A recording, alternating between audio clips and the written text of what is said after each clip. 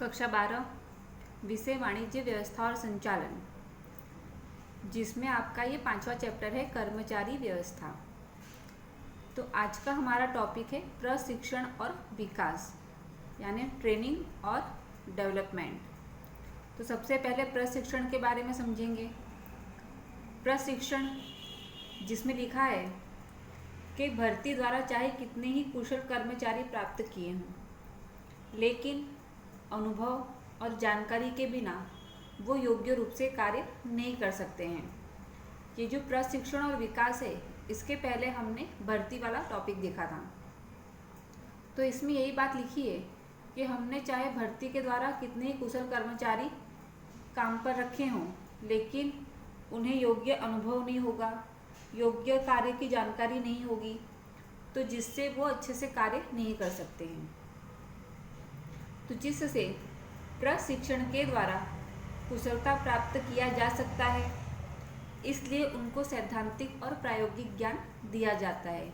इसलिए जो कर्मचारी होते हैं उनको ट्रेनिंग दी जाती है सैद्धांतिक और प्रायोगिक, यानी कि कार्य के विषय में उन्हें बताया जाता है, समझाया जाता है किस प्रकार से कार्य करना है। इससे कर्मचारियों के ज्ञान में, योग्यता और बौद्धिक क्षमता में वृद्धि होती है। इसलिए व्यावसायिक इकाइयां इस प्रकार के कार्यक्रमों का आयोजन करती है, प्रशिक्षण के कार्यक्रमों का आयोजन करती हैं। साथ में जो ये प्रशिक्षण है वो काम चलाऊ प्रक्रिया नहीं है कि एक बार कर दी तो उसके बाद फिर उसकी आवश्यकता नहीं होती है। प्रशिक्षण ये सतत चलने वाली प्रक्रिया है। विचार दिया हुआ है। तो सबसे पहले सरल शब्दों में प्रशिक्षण अर्थात कर्मचारियों को उनके कार्य के संदर्भ में दिया जाने वाला सैद्धांतिक और प्रायोगिक ज्ञान। और एक विचारक के अनुसार प्रशिक्षण का अर्थ दिया है कि इकाई के कार्यों को ध्यान में रखकर ज्ञान, कुशलता, मनोवृत्ति, व्यवहार और टेक्निकल समझ में वृद्धि करने के लिए कर्मचारियों को आधुनिक जानकारी और ज्ञान देने की पद्धति अर्थात प्रशिक्षण, ये पूरी विस्तार पूर्वक जानकारी दी गई है कि ये प्रशिक्षण क्या होता है।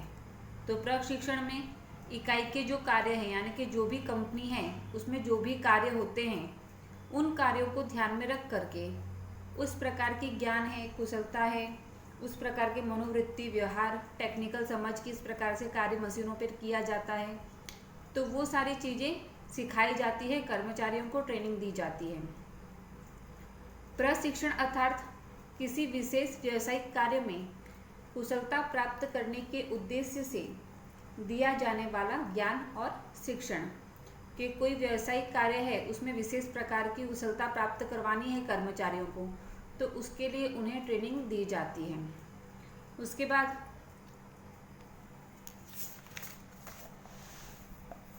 प्रशिक्षण का महत्व। तो प्रशिक्षण के महत्व में सबसे पहला आता है आधुनिक जानकारी। आधुनिक जानकारी के अंतर्गत अब का जो औद्योगिक जगत है उसमें नए नए प्रकार के संशोधन होते रहते हैं, नई टेक्नोलॉजी आती रहती है, तो जिसके साथ कर्मचारियों को कदम से कदम मिलाना जरूरी होता है, उसकी जानकारी जरूरी होती है। कोई नई मशीन आई है तो उसे किस प्रकार से इस्तेमाल करना है वो कर्मचारियों को पता होना चाहिए। तो जिस संबंधी प्रत्येक कर्मचारियों को प्रशिक्षण देना आवश्यक होता है। दूसरा, सुरक्षा। सुरक्षा में कर्मचारी जो जिन मशीनों के साथ काम करते हैं तो उससे कहीं दुर्घटना न हो जाए, किस प्रकार सुरक्षा के साथ मशीनों के साथ काम किया जाता है, इसके बारे में उन्हें प्रशिक्षण दिया जाता है, जिससे वे थकान और ऊब का अनुभव किए बिना काम मशीनों के साथ कर सकते हैं। उसके बाद तीसरा है कार्य संतोष में वृद्धि। तो जब प्रशिक्षण के दौरान कर्मचारी को जिस भी कार्य का प्रशिक्षण दिया जाता है उसे वही कार्य आगे जाके सौंपा जाता है। तो जब उसे वो कार्य आता होगा तो वो बहुत उत्साह के साथ कार्य करता है, उसकी कार्य क्षमता बढ़ती है, कार्य संतोष का वो अनुभव करता है कि हाँ, मुझे काम आता है और मुझे वही काम दिया गया है।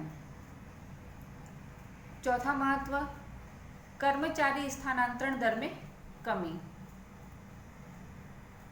जिसमें कर्मचारियों को प्रशिक्षण देकर के उनके ज्ञान, कुशलता इत्यादि में वृद्धि की जाती है, जिससे उन्हें पदोन्नति के लिए तैयार किया जाता है, यानी कि प्रमोशन के लिए तैयार किया जाता है। तो जो कर्मचारी होते हैं, जब उन्हें उन्हीं उसी इकाई में प्रमोशन दिया जाए, पदोन्नति दी जाए, वेतन बढ़ाया जाए, तो वो इकाई छोड़ करके जाते नहीं हैं, उसी कंपनी में टिक करके काम करते हैं, जिससे कर्मचारी स्थानांतरण दर में कमी होती है। उसके बाद आता है पांचवा पॉइंट, लाभ में वृद्धि। प्रशिक्षण के द्वारा उत्पादन और उत्पादकता दोनों में वृद्धि की जा सकती है, जिससे वस्तु की जो लागत कीमत होती है वो घटती है, यानी कि जो वस्तु को बनाने के पीछे खर्च होता है वो कम होता है, जिससे जो कंपनियां हैं वो अधिक से अधिक लाभ प्राप्त कर सकती है। छठा पॉइंट, खर्च में कमी। तो प्रशिक्षण के कारण कर्मचारियों की कार्य क्षमता में वृद्धि होने से उत्पादन में वृद्धि होती है और कच्चे माल का बिगाड़ कम होता है, जिससे निरीक्षण व्यय भी घटता है, तो परिणामस्वरूप कुल खर्च में कमी आती है। सातवां पॉइंट, कर्मचारियों का विकास, जिसमें प्रशिक्षण के कारण कर्मचारियों के ज्ञान, कुशलता, चतुराई और कौशल्य में वृद्धि होती है, जिससे उनके व्यक्तित्व का विकास होता है। और अंत में आता है अन्य लाभ।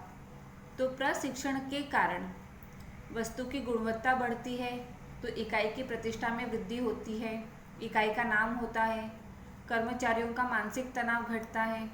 जब मानसिक तनाव घटेगा तो इकाई में सहयोगपूर्ण वातावरण पैदा होता है, कर्मचारियों की विश्वसनीयता, निष्ठा में और उनकी वफादारियों में वृद्धि होती है। तो ये सारे लाभ प्रशिक्षण के द्वारा प्राप्त होते हैं।